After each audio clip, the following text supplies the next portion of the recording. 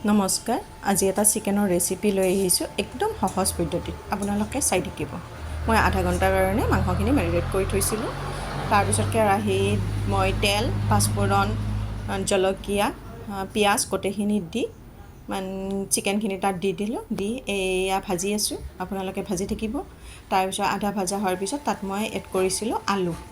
আৰু তাত দি দিব মছলা আপোনালোকৰ যি মছলা আছে চিকেন মছলা গৰম মছলা ধনিয়া মছলা জিৰা ৰেড চিলি এই গোটেইবোৰে দিব আৰু আদা নহৰুৰ পেষ্টটো দি দিব তাত একেলগে দি আপোনালোকে লাৰি থাকিব আপোনালোকে বাৰু কোনে কোনে এই মাংসটো খাই ভাল পায় দেখিলে জিভাৰ পানী পৰে ন এয়া